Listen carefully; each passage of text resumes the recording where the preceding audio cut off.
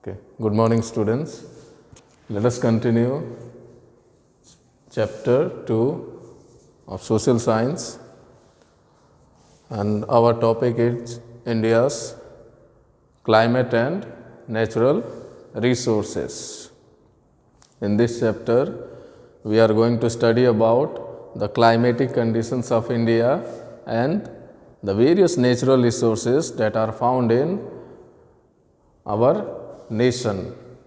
So, as you know, India has a varied climate. That means different physical features are there, the temperature variation is there, also the altitude of the place also varies from one region to another.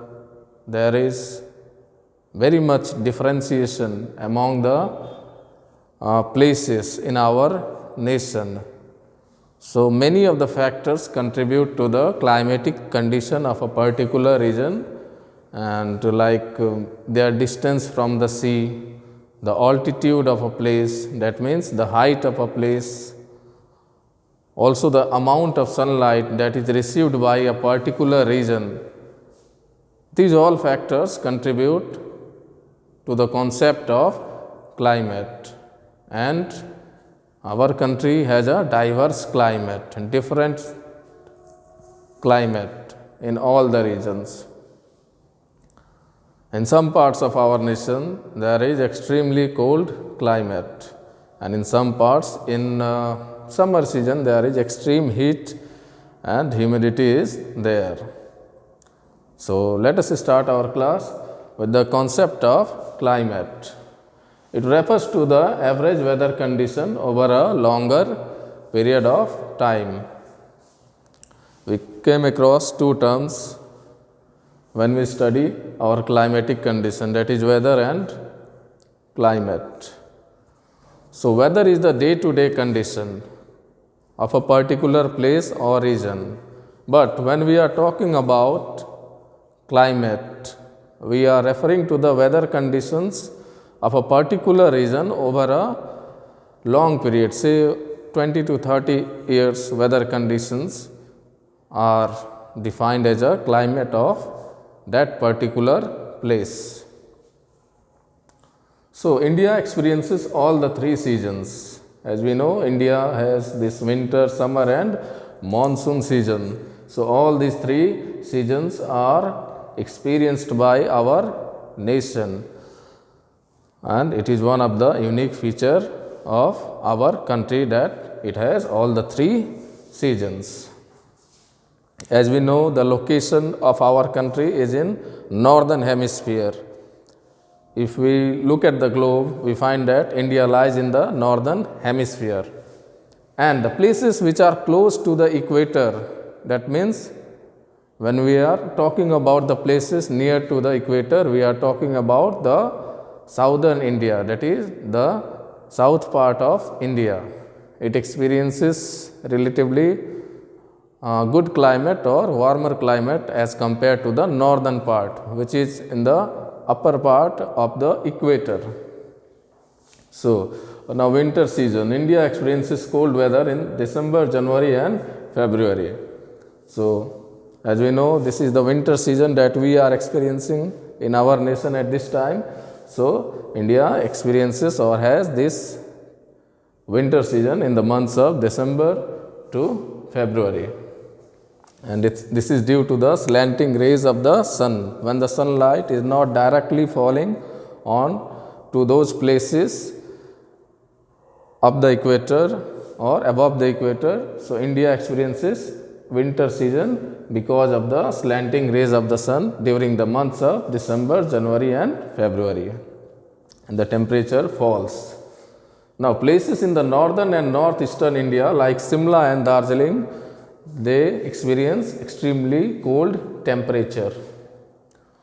So, as I have already told you that those places above the equator, or when we are talking above the equator, we are talking about the northern and northeastern in India. So, that north and northeastern India experiences really cold climate, and many a times the temperature falls below 5 degrees Celsius, which results in the snowfall at times. And we know Darjeeling and Simla, that means Himachal Pradesh, they have extremely cold climate in the winter season.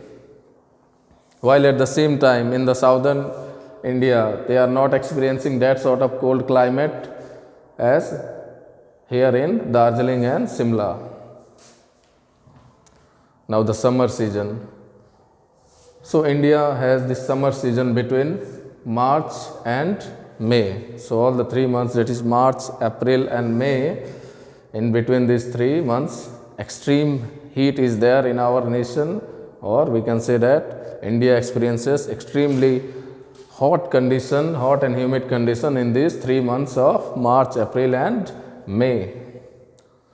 And this is due to the direct rays of the sun falling over the equator or near the Tropic of Cancer. As we know, the Tropic of Cancer passes almost halfway through the India, and it divides India into 2 parts. We know that Tropic of Cancer, as we have studied in our previous classes, that it divides India into 2 equal halves.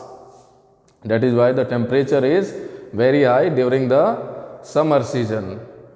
And in many places of central and western India, the temperature ranges between 45 degree to 50 degree during April, June. When we are talking about the central and western India, we are talking about like the states of Madhya Pradesh, Gujarat, Rajasthan. These places or these parts of India experience extreme hot and humid climate, and the temperature can be up to or nearer to 50 degree Celsius. Now the last one, that is monsoon season. Monsoon is a very important season of India from June to September. So monsoon, it is a unique feature of our nation that it experiences monsoon season, which is very much profitable for our agriculture, as India receives 80% of rainfall from this monsoon season, from the months of June to September. And also during this monsoon season, the winds that are blowing across or enter through Malabar coast of Kerala, that means in the southern part of our nation of Kerala's Malabar coast, the winds are blowing and they bring rainfall, more than 300 centimeters of rainfall in this region, that is in the southern India or in the Kerala. That is why every year Kerala faces the flood situation. And when the winds are blowing across the Bay of Bengal, it brings rainfall in the eastern parts of India, like the states of Meghalaya, Assam, West Bengal. All these places receive heavy rainfall during this time because of the winds that are blowing across the Bay of Bengal. Lastly, the retreating monsoon. When the monsoons are retreating or they are going away from our country, they bring rainfall in the states like Punjab, Himachal Pradesh, Uttarakhand. Those places of northern India, they experience this rainfall during the months of October and November.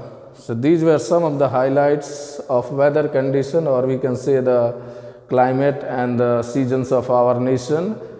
And in the next video, we'll study about the effect of these climatic conditions on human life and also the natural resources of our nation.